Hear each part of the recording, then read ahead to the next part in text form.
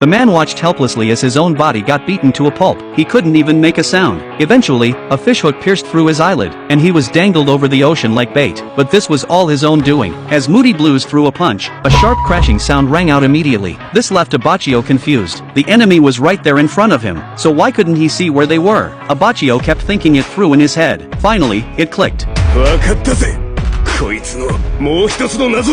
But right at that moment, something unexpected happened. Moody Blues was suddenly attacked. The next second, Abacchio coughed up blood. His body started shriveling up rapidly. Just as he was about to reveal where the enemy was hiding, a large hand suddenly dragged him into the boat. In the blink of an eye, Abacchio vanished, watching his last teammate disappear right before his eyes. Bacchiarati went crazy and started pounding on the boat's hull. He was trying to figure out where the enemy was hiding, but no matter how hard he tried, he couldn't find a single clue. Suddenly, laughter echoed out. It turned out the enemy had turned into a fly, and was talking to him. He said if Bacchiarati told him where the 10 billion lire fortune was hidden, he'd spare his teammates' lives. But Bacchiarati wasn't some naive kid. There was no way he'd fall for that trick. Seeing that nothing was working, the enemy flew into a rage.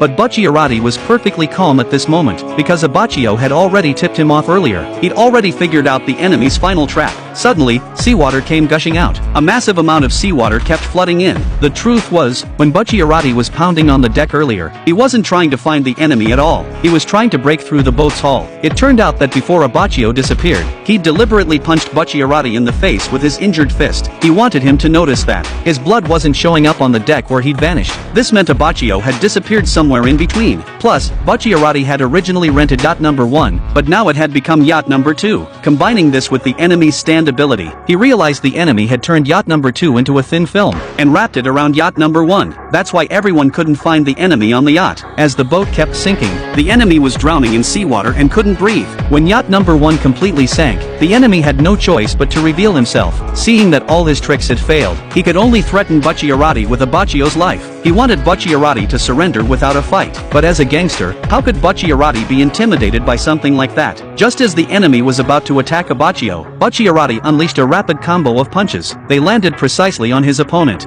After the enemy was defeated, everyone's bodies returned to normal, and so Zucchero, whose head had been separated from his body, could only watch helplessly as his body got beaten up. But this was only the beginning. Mista walked up to Zucchero, holding a magnifying glass and fishing line. He planned to use these two items to force Zucchero to reveal